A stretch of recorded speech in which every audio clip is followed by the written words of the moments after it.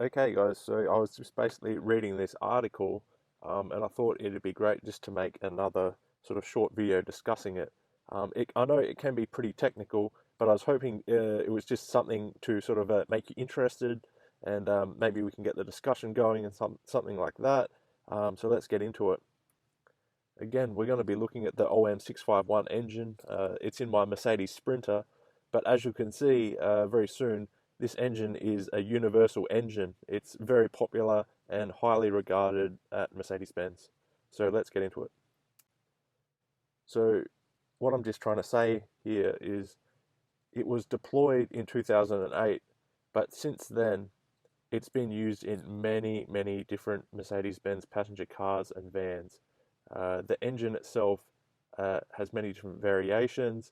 It comes in many different power outputs, and it's been configured to many different kinds of cars.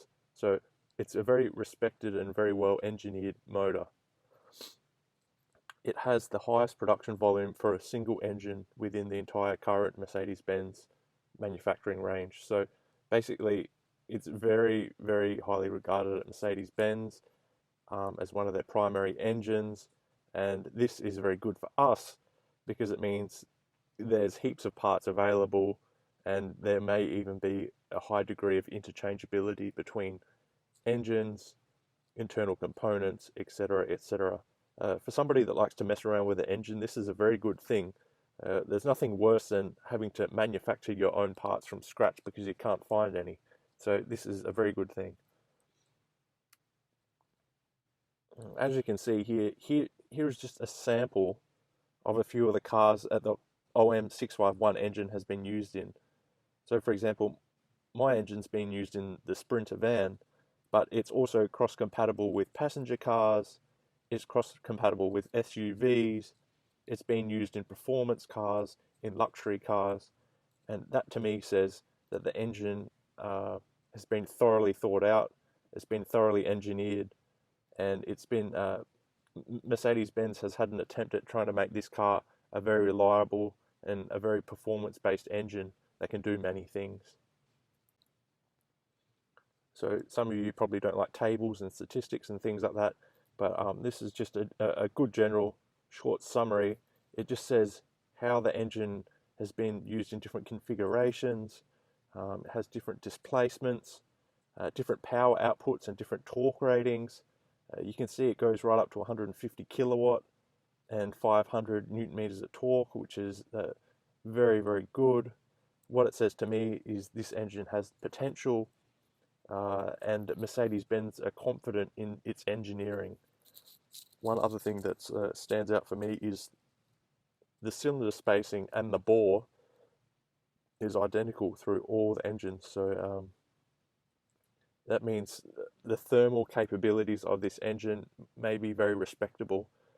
You might be able to get a lot more out of the engine than what you think, because they're using it for different displacements, and they're still keeping the bore and the cylinder spacing the same. So this is very good information for me.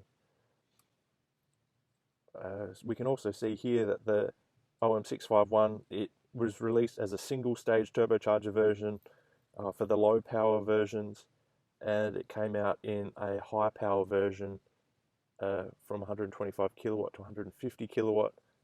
Some people call this two-stage turbocharging or bi-turbo. If you look in your car, you can very quickly tell whether it's one or the other. And I'll keep saying this, I personally feel that Mercedes-Benz are very confident in this motor for being a good performance engine and also very reliable.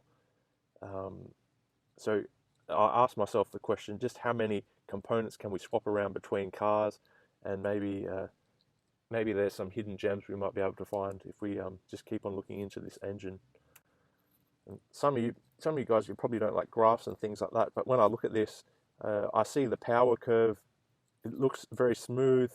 It's not too abrupt, especially with the 150 kilowatt and the 125 kilowatt version. The power is increasing, but it's also sustainable. The 150 kilowatt version does have a peak power which dips off quite rapidly. So it's saying to me it might not be as sustainable, But remember, these are settings from factory. Who knows what you could get out of the engine if you started playing around with it. And again, the torque is very impressive for a little 4-cylinder diesel, and I think that's quite respectable also.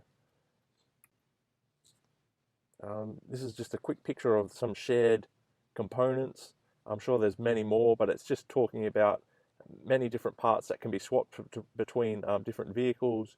And if you're somebody that maybe likes to get second-hand parts and things like that, there might be potential to save a lot of money and things too. So it might be something worth looking into. And what I'm going to talk about here is I feel that Mercedes-Benz is one of the main contractors for many of the European manufacturing companies, especially in automotive parts. And what I'm trying to say is you don't always have to go to Mercedes-Benz directly for your parts. For example, if you can get to Bosch, or you can get to MAN or Delphi, if you can find a source manufacturer that makes the parts that already go on your engine, you might be able to save a lot of money. So what I'm trying to say is go to the source if you can find it, skip the middleman, and sometimes you won't have to shop at Mercedes-Benz directly, and hopefully you can just save a bit of money. And I'll say this once again, the OM651, it was installed in vehicles from weight ranges from just over 1 ton and right up to 6 ton. So I believe that Mercedes-Benz are very confident in this engine. It can perform in all walks of life. So although there might be more highly tuned versions and things like that, the base of the engine is pretty much the same configuration. So I feel that this engine is quite a strong, reliable engine, and maybe it holds great potential. What I'm just trying to show here is that the engine is still undergoing development. It might only be minor tweaks here and there, 1% here, 1% there. But what that says to me is Mercedes-Benz are still interested in developing this engine.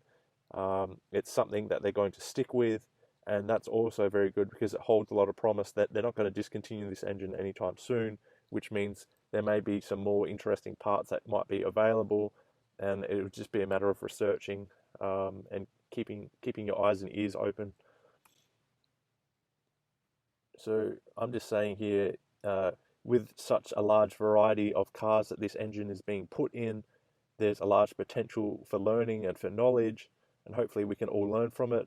Hopefully we can become better mechanics and hobbyists from it, and even save some money, which is also very good. I believe, just from working on the car and working on the engine so far, I find it to be pretty DIY friendly.